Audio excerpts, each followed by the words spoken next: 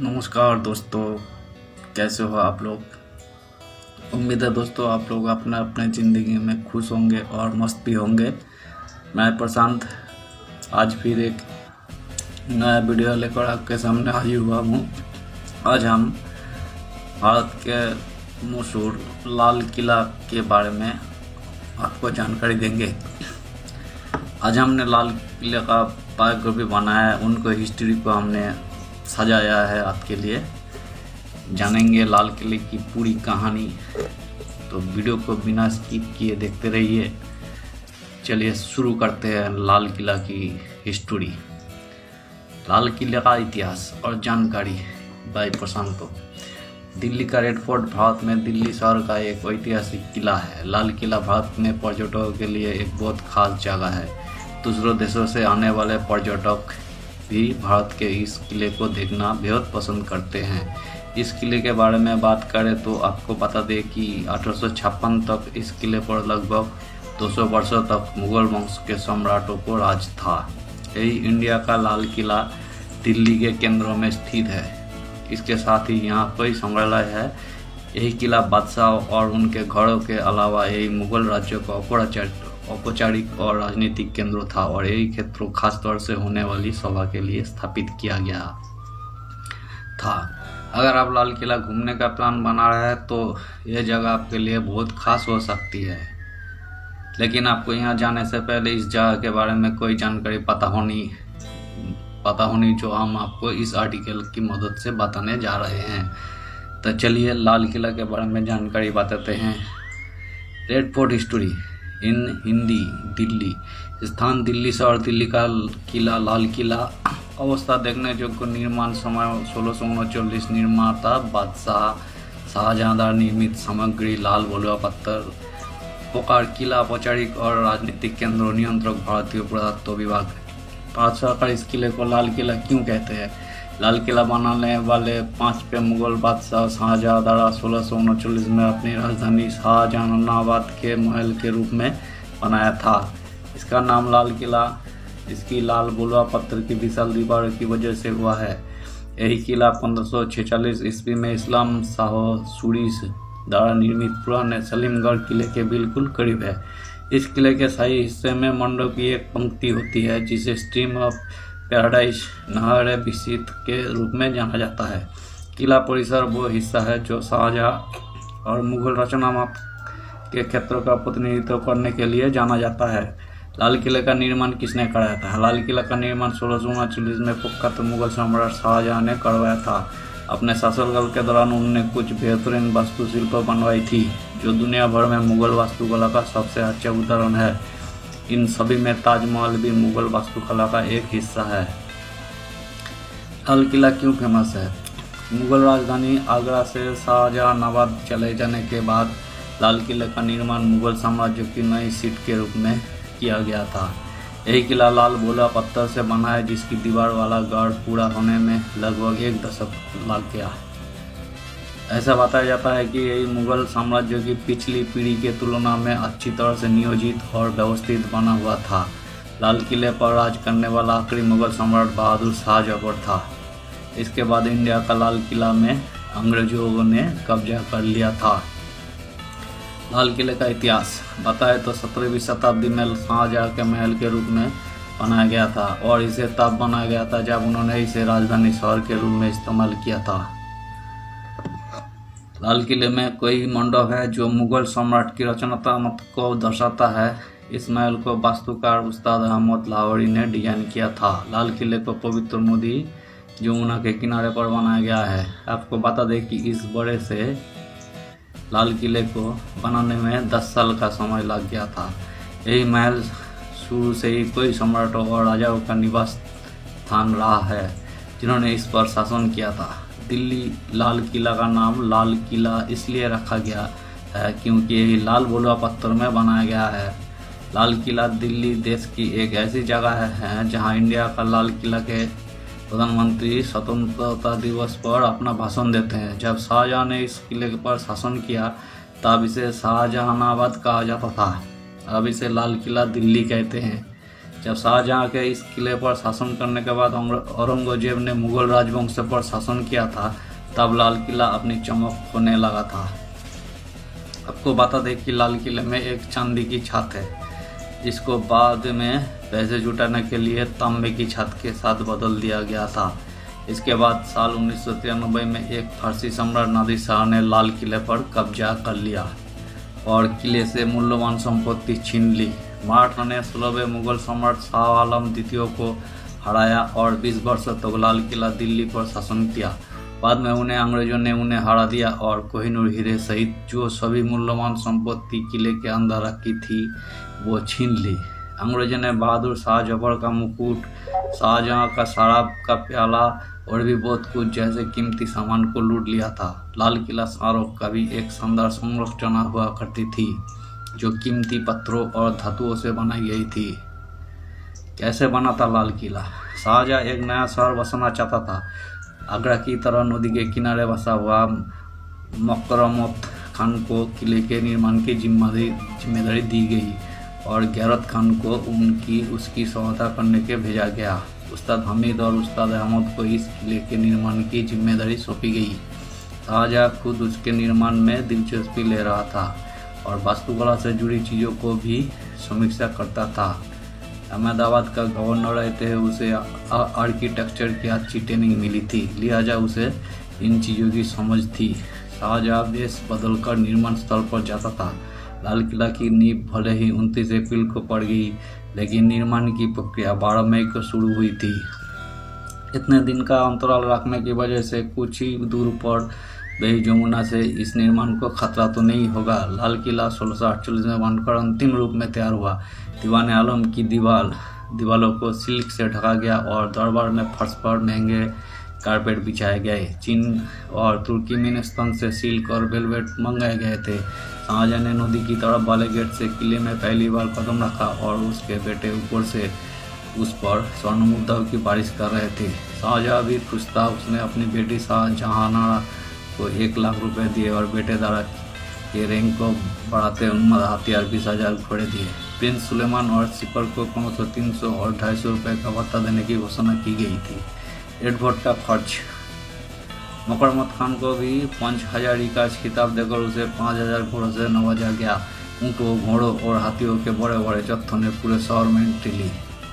इस तरह का दृश्य 1911 में ही इसके बाद देखने को मिला था, जब अंग्रेजों ने न्यू दिल्ली का लाल किला में जॉर्ज फाइव और क्वीन मेरी का राज्याभिषेक किया। ऐसे ही चहल पहल तब भी थी। लाल किला को बनाने में उस समय खुलकर रुपए लुटाए गए थे। दीवालों और उसके इंडिया का लाल किला पैलेस में स्थित पब्लिक बिल्डिंग पर 28 लाख रुपया खर्चा किए गया है। दीवान खास को बनाने में 14 लाख रुपया और दीवान खास को बनाने में 14 लाख रुपया और दीवान खास को बनाने में 2.5 लाख लगे थे। रंगमहल और खास महल के निर्माण में 5.5 लाख रुपया खर्च किए गए। 6 लाख रुपये में हयात वंश के बाग को तैयार किया गया। जहानारा बगल और अन्य मुगल घराने की महिलाओं ने जनना इमारत बनाने में 7 लाख रुपए अलग से खर्चा किए। लाल किले का डिजाइन किसने बनाया था? इसे बनवाने के लिए उस समय के सबसे बड़े डिजाइनर को हायर किया गया था।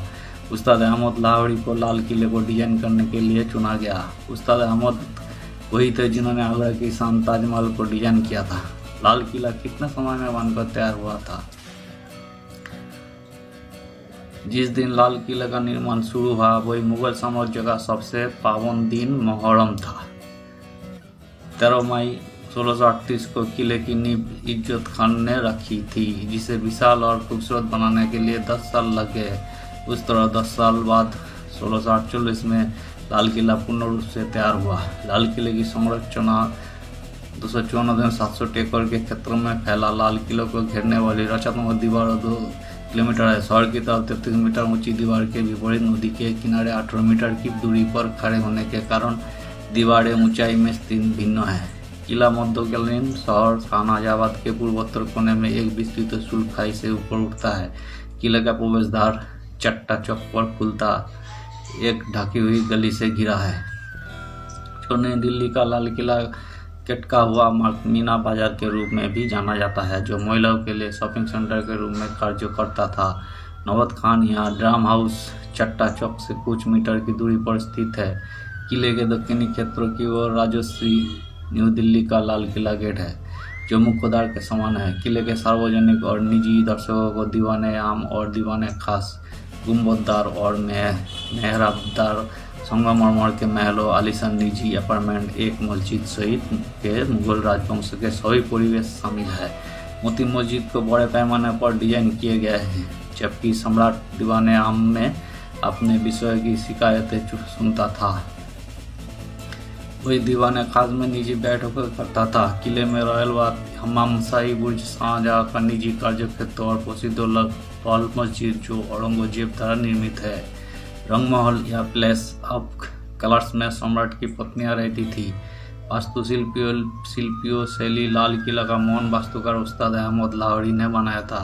उनके बारे में कहा जाता है कि उन्होंने विश्व प्रसिद्ध ताजमहल का निर्माण किया था। किले को एक रचनात्मक संरचना माना जाता है। मुगल आविष्कार के शिखर के रूप में लाल किले में कोई संरचना है जो इस्लामी स्थापत्य शैली और मुगल वास्तुकला के बेहतरीन उदाहरणों के रूप में काम करती है, जो कि तैमूरिड्स और फारसियों की स्थापत्य शैली को धूमिल करती है। लाल किला अपने उद्यानों के लिए जाना जाता है, जिनमें से अधिकांश ब्रिटिश द्वारा नष्ट कर दिए गए थे, और एक जल चैनल जिसे स्वर्ग की धारा कहा जाता है। यही जल चैनल कई मंडपों को जोड़ता है, जो मुगलों के स्वामित्व वाली एक स्थापत्य शैली है। इस तरह की वास्तुकला स्वतंत्रता के बाद के युग में कई संपादनों और उद्यानों के निर्माण के लिए प्रेरित करती है। किले को फूलों की सजावट और कीमती आभूषणों से भी अलंकृत किया गया था। ऐसा कहा जाता है कि कोहिनूर हीरा सजावट एक हिस्सा था जो आंतरिक रूप से अस्थिर दिखता था। रेड फोर्ट के भीतर प्रमुख संरचनाएं। यही किले के भीतर लगभग 66% संरचनाएं या तो नष्ट हो गई है या बुरी तरह से क्षतिग्रस्त हो गई है। लाल किले में अभी भी कोई ऐतिहासिक इमारत है और कुछ प्रमुख नीचे सूचीबद्ध है। मुमताज महल रेड फोर्ट किले के महिला क्वार्टर जनाना में स्थित है। मुमताज महल किले के भीतर 6 महलों में से एक था। इन सभी महलों को जमुना नदी के किनारे बनाया गया था और स्वर्ग की धारा आपस में जोड़ा गया था।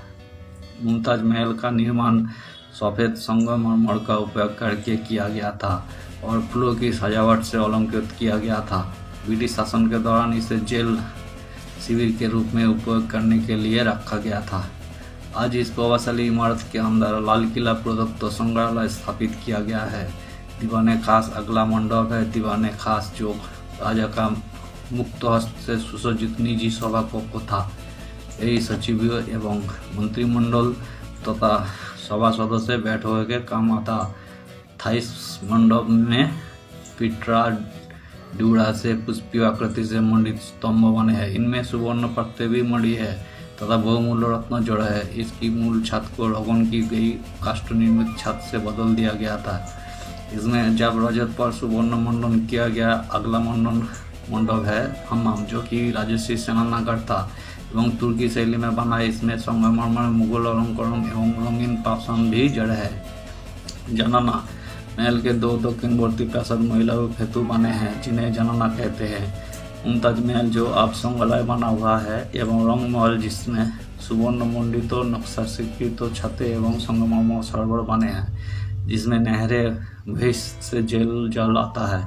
खास में महल का इस्तेमाल सम्राट के निजी आवास के रूप में किया जाता था। महल को 3 भागों में विभाजित किया गया था, जिसमें मोतियों, बैठने का कमरा और सोने का कक्ष बताया गया था। महल को सफ़ेद संगमरमर और फूलों की अलंकारों से सजाया गया था। छत को चमकता और खास महल मुतम्मन बुर्ज से जुड़ा था, जहाँ से सम्राट अपनी प्रजा को संबोधित करते थे या उनकी उपस्थिति को स्वीकार करते थे। हयात बख्श बाग इसके उत्तर में एक बृहद औपचारिक उद्यान है, जिसे हयात बख्श बाग कहते हैं। इसका अर्थ है जीवनदायी उद्यान। यही 2 कुल्लाओं द्वारा विभाजित है। एक मंडप उत्तर दक्षिण कुल्ला के दोनों छोरों पर स्थित है एवं एक तीसरा बाद में अंतिम मुगल सम्राट बहादुर शाह जफर द्वारा 1842 में बनवाया गया था। यही दोनों कुल्लाओं के मिलन स्थल के केंद्र में बना है। रंगमहल जिसका शादी ऑर्थो पैलेस ऑफ कलर्स है। यही सम्राट की मालकिनों और पत्नियों के घर के लिए बनाया गया था। जैसा कि नाम से पता चलता है, महल को चमकीले पेंट्स और आकर्षक सजावट के साथ रंगीन दिखने के लिए बनाया गया था। एक संगमरमर का बेसिन जिसे महल के केंद्र में स्थापित किया गया था, स्वर्ग की धारा से बहने वाली पानी का स्वागत करेगा। महल के नीचे एक तहखाने का इस्तेमाल महिलाओं ने गर्मियों के दिनों में ठंडा करने के लिए किया था। हीरा महल, रेड फोर्ट। बहादुर शाह द्वितीय द्वारा 1842 में निर्मित हीरा महल संभवतः अंतिम संरचनाओं में से एक है, जिसे अंग्रेजों के आक्रमण से पहले एक मुगल सम्राट द्वारा बनाया गया था। यही एकमात्र मंडप है, मगर उसके साथ एक दिलचस्प किंवदंती जुड़ी हुई है। किंवदंती के अनुसार शाहजहां ने अपनी पहली पत्नी के लिए इस स्थान पर एक हीरे का छुपाया था। वही हीरा जो अभी तक नहीं मिला है। कहा जाता है कि ये प्रसिद्ध कोहिनूर से भी अधिक कीमती है। मोती मस्जिद जिसका शाब्दिक अर्थ पर्ल मस्जिद है, औरंगजेब ने इसे अपने निजी इस्तेमाल के लिए बनवाया था। दिलचस्प बात यही है कि जनाना के निवासियों द्वारा मस्जिद का उपयोग भी किया गया था। सतत संगमरमर के उपयोग से निर्मित मोती मस्जिद में 3 गुंबद और हम्माम मूल रूप से एक इमारत है, जो सम्राट द्वारा उपयोग किए जाने वाले स्नानागार में स्थित है। पूर्वी अपार्टमेंट में ड्रेसिंग रूम है। पश्चिमी अपार्टमेंट में नलों से गर्म पानी निकलता था। ऐसा कहा जाता है कि सुगंधित गुलाब जल का इस्तेमाल नहाने के उद्देश्य से किया जाता था। हम्माम के अंदरूनी हिस्सों को पुष्प डिजाइन और सफेद संगमरमर से सजाया गया था। लाल किले की रोचक बातें। 1947 में इंडिया का लाल किला, रेड फोर्ट, दिल्ली के आज़ाद होने पर ब्रिटिश सरकार ने यही परिसर भारतीय सेना के हवाले कर दिया था। तब से यहाँ सेना का कार्यालय बना हुआ था। 22 दिसंबर 2003 को भारतीय सेना ने 56 साल पुराने अपने कार्यालय को हटाकर लाल किला खाली किया और एक समारोह में रक्षा मंत्री जॉर्ज फर्नांडिस ने कहा कि सशस्त्र सेनाओं का लाल किला का इतिहास जुड़ा हुआ है, पर अब हमारे इतिहास और विरासत के एक पहलू को दुनिया को दिखाने का समय है। 1857 के गदर के बाद ब्रिटिश सेना ने लाल किले पर नियंत्रण कर लिया। मुगल शहंशाह शाहजहां ने 1638 में लाल किले के निर्माण के आदेश दिए थे। लगभग इसी समय उसने आगरा में अपने स्वर्गीय पत्नी की याद में ताजमहल बनवाना शुरू किया था। लाल किले पर 1739 में फारस के बादशाह नादिर शाह ने हमला किया था और वही अपने साथ यहाँ से स्वर्णमय सिंहासन ले गया था, जो बाद में ईरानी शहंशाह का प्रतीक बना। रेड फोर्ट जाने का सबसे अच्छा समय। लाल किला टाइमिंग। भारत की राजधानी न्यू दिल्ली का लाल किला का सबसे प्रसिद्ध किला है। प्रतिवर्ष देश विदेश से पर्यटक यहाँ घूमने आते हैं। लाल किला घूमने के लिए सर्दियों का समय सबसे उचित है। अक्टूबर में मार्च के महीने में बहुत ज़्यादा काफ़ी सुखद है, क्योंकि मार्च के बाद गर्मियों का मौसम शुरू हो जाता है। उस समय न्यू दिल्ली का लाल किला का तापमान 40 डिग्री या इससे भी अधिक और कम होता रहता है। इसलिए मार्च के महीने के बाद यहाँ जाने से आपको काफ़ी मुश्किलें होगी और फिर अगस्त के प्रारंभ में यहाँ मानसून शुरू हो जाता है। इसलिए सर्दियों के मौसम में ही लाल किला घूमने का मज़ा अच्छे से लिया जा सकता है। लाल किला प्रवेश शुल्क भारत के सभी पर्यटकों में घूमने हेतु सरकार द्वारा पर्यटकों से शुल्क लिया जाता है तथा उसी प्रकार लाल किला घूमने के लिए भी शुल्क निर्धारित किया गया है। लाल किला घूमने के लिए स्वदेशी और विदेशी पर्यटकों के लिए अलग अलग शुल्क निर्धारित किए गए हैं। भारतीय पर्यटकों के लिए एक टिकट का शुल्क 35 रुपये रखा गया है और विदेशी पर्यटकों के लिए 500 रुपया शुल्क लिया जाता है। लाल किले में अन्य लाइट एवं साउंड शो के यंग और बुजुर्गों को 60 रुपये और बच्चों के लिए 20 रुपये देने पड़ते हैं। यह शुल्क छुट्टियों के समय बढ़ा दिया जाता है। इस समय बड़े बुजुर्गों के लिए 80 रुपया शुल्क और बच्चों के लिए 30 रुपये कर दिए जाते हैं। लाल किला कैसे पहुँचे? ये इंडिया का लाल किला का ऐतिहासिक किला है। ये किला भारत की राजधानी न्यू दिल्ली का लाल किला के बीचों बीच बना हुआ है। दिल्ली भारत देश का प्रमुख विकसित शहर और केंद्र है, इसलिए पर्यटकों को दिल्ली का लाल किला में हवाई मार्ग की सुविधा भी सरलता से मिल जाती है। लाल किला घूमने के हम हवाई जहाज के द्वारा भी जा सकते हैं। दिल्ली में अंतर्राष्ट्रीय हवाई अड्डा बना हुआ है, इसलिए देश विदेश के सभी पर्यटकों के लिए हवाई जहाज की सुविधा उपलब्ध है। एयरपोर्ट से लाल किला जाने के लिए कैब और टैक्सी की सर्विस भी पाई जाती है, जिससे लोग आसानी से लाल किला पहुंच जाते हैं और वहां के प्राचीन काल के सुंदर और शानदार महलों एवं किलों का परीक्षण कर सकते हैं। अपने भारतीय इतिहास को जानने का अवसर प्राप्त करते हैं। लाल किले की अन्य जानकारी भी आपको बता देते हैं कि ये दिल्ली के चांदनी चौक के मेट्रो स्टेशन के पास ही स्थित है। ये किला मेट्रो स्टेशन से केवल 10 मिनट की दूरी पर है।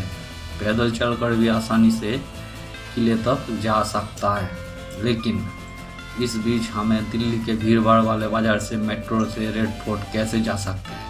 दिल्ली के लाल किला का मेट्रो स्टेशन किले के सबसे पास में स्थित है। मेट्रो में सफर करने से पर्यटकों को कोई परेशानी भी नहीं होती है और आराम से किले तक पहुंच जाते हैं। मेट्रो के गेट नंबर 5 से उतर कर चांदनी चौक के बाजार का लुत्फ उठा सकते हैं।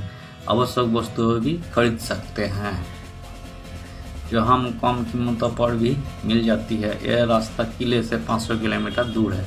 इंटरेस्टिंग फैक्ट्स: लाल किले का रंग हमेशा से लाल नहीं था, लेकिन सफ़ेद रंग के चूना पत्थर से बनवाया गया था। जब पत्थर की सफ़ेद परत उतरने लगी तो अंग्रेजों ने इसको लाल रंग से रंगवा दिया था।